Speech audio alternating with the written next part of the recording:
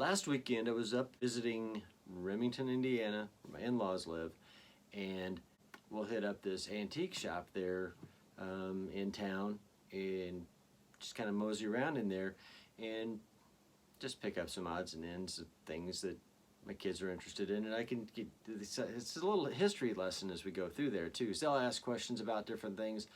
I'll be able to tell them things. The store owner or whoever's working there will be able to tell them things about the stuff that's there. So it's really kind of cool. I always like antique shops just for all sorts of different reasons. Sometimes they just start making me feel old whenever they're showing. They have like toys that I played with that are, you know, considered antiques now, and I'm going, well, you know, that was 40 years ago. Anyway, I was nosing around there, and I'm always looking for things that are guitar related or could be guitar related. One thing I'm always keeping my eye out for are glass bottles that could be used as slides. Not that I'm a great slide player or anything, I kind of hack away at it and have a good time with it. But Duane Allman played slide with a Coricidin bottle, which was basically a medicine bottle. It contained medicine. I was born in '71, so I never saw a medicine bottle like that where you just had like aspirin in or pills or something like that was in a glass bottle. It was always a plastic bottle from what I remember from being a kid. But anyway, he used a Coricidin bottle. So what I found was a little brown apothecary bottle there at the antique shop, which is really pretty cool. Now, from what I've seen, and I think Dunlop does a reproduction of the Coricidin bottle, the Duane Allman Coricidin bottle, but this thing I think is maybe just a little bit bigger around.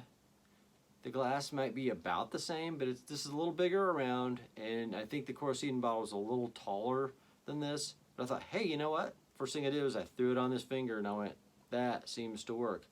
I usually use my pinky for slide, but for this one, some reason, and it's really out of my norm, is it felt better on my ring finger. So got it home, checked it out. And you always look for the seam. There's always a seam. There's a little ridge right here of where they I don't know, you probably won't be able to see it, but there's a little ridge there on either side. You don't want to play on that, it'll just screw up there. You want the string to be on the smooth part of the glass, so you can get that. Not that.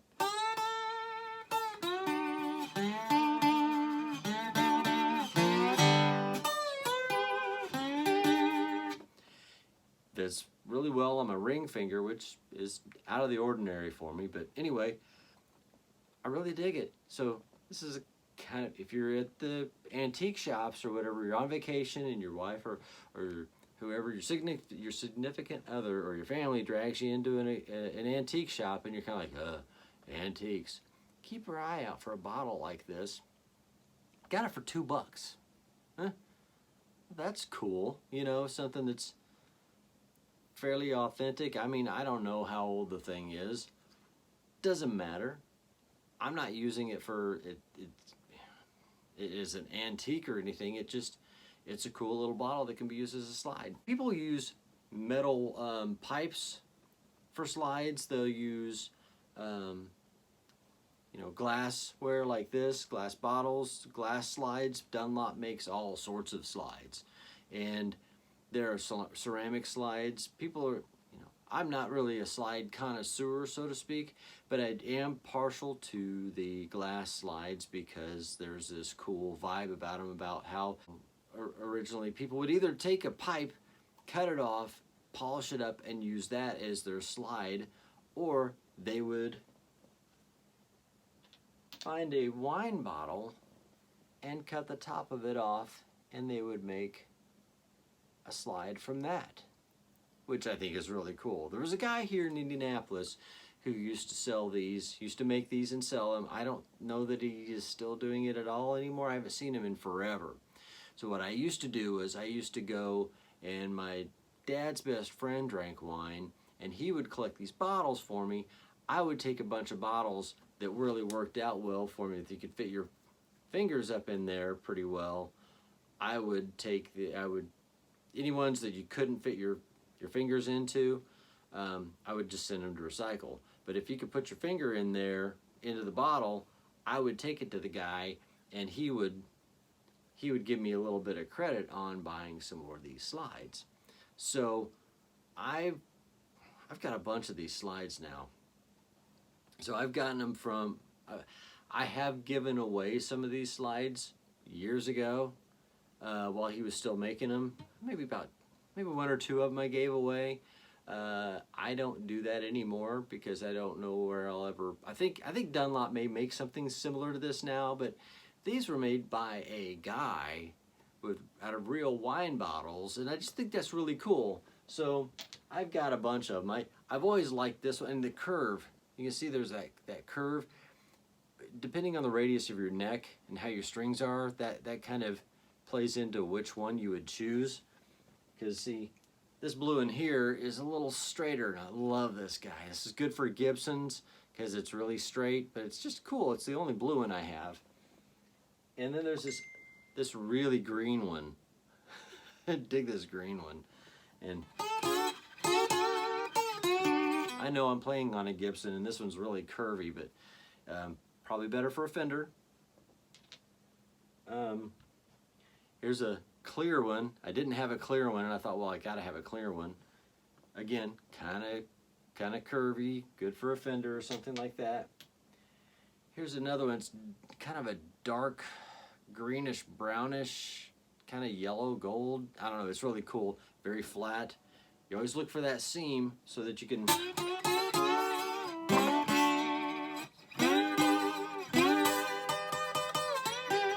There's another green one. First one I ever got, I got from my anatomy and physiology teacher my sophomore year in high school. We were waiting to go from the classroom and waiting for the bell to ring to leave, because you gotta take the bell, you leave, the bell, you go in, the bell tells you what to do, because you're basically mice in a cage and you can't do anything in high school because high school sucks. I saw this sitting in a case. See, as you're walking out, he had all kinds of strange things on shelves as you're walking out of his room. But I saw this thing, and I went, is this something that... And my pinky was a lot smaller back then, but I grabbed a hold of it and went... I could put my pinky all the way in there, all the way up to the tip. And so this was my first slide. It was great. I got a lot of control over it still, just because it's small, but it gets a little funny. It's hard to roll into the next thing, but it was my first slide. And here you go, funk, little. Anyway, so that was my first slide. Golly, what was that teacher's name? He was one of my favorite teachers. His first name was Ron. Daggone. You Avon folks know who I'm talking about. Great teacher. One of my favorites. Anyway, slips my mind. And I'm too lazy to go grab my yearbook and go, oh, it's Ron, it's Mr. What's his name? I can see his face today. He was a great guy. I loved him. He was fantastic. And just, he just talked to you like you're, not like you're a kid, not like some high school kid. He just talked to you like you're just another guy. You're just a guy. It was just cool. I always loved that about him. We had some very pretentious high school teachers that were like, oh, you're whatever about all that. I mean, come on. So anyway, this was, golly, it's gonna kill me. Golly, why can't I think of his name? Forget about it. It's our senior year. Where are the teachers? Where are the teachers? Here we go, teachers. Where is he? There he is. Ron Leaf. Mr. Leaf. Anatomy and physiology, science, biology. Right there, Mr. Leaf. Yeah, so Mr. Leaf was my anatomy and physiology teacher, biology, biology 3, 4, whatever they called that in other schools. But anyway, he was my sophomore anatomy and physiology teacher, and I got my first slide walking out of his classroom, and I was like, do you want any money for it or whatever? I don't even remember if I paid him anything for it, if I gave him $1 or whatever. I don't know. But it's basically a beaker or a test tube or something like that. He called, I don't remember, I'm not a science guy. And that was the last science I took. My junior year, I went into chemistry for like 2 days and said, screw this. I'm doing something else. I'm not gonna learn the periodic table and all that crap.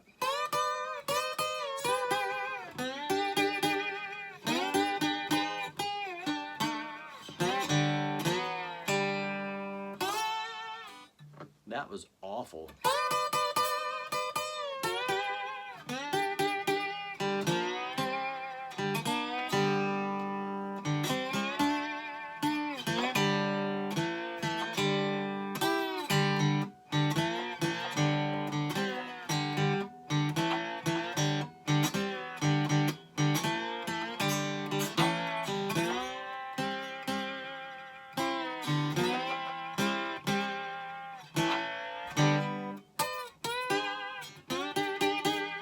Anyway, that was my first slide.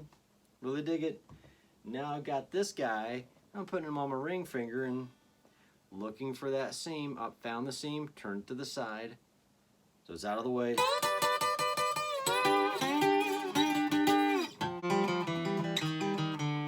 I suck at this.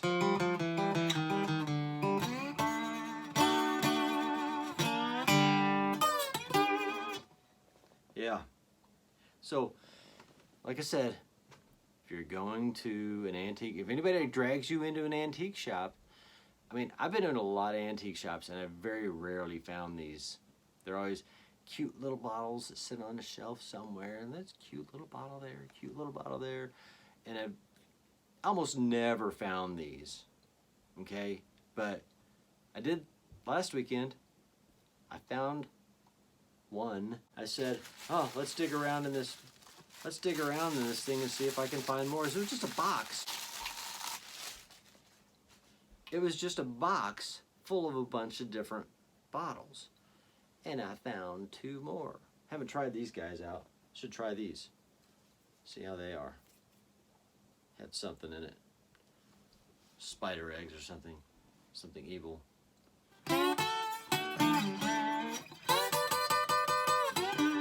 Yep, works fine. Let's find this one. Oh, best one of the lot.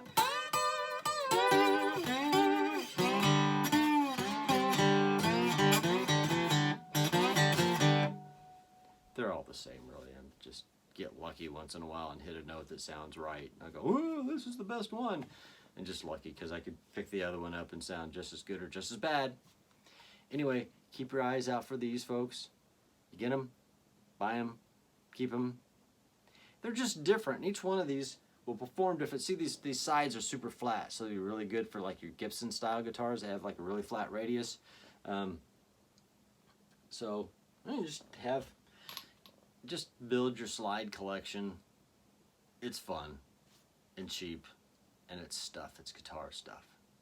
You know, because you can go buying these things for 75, 100, 125 bucks or even more whenever you get into these Keeley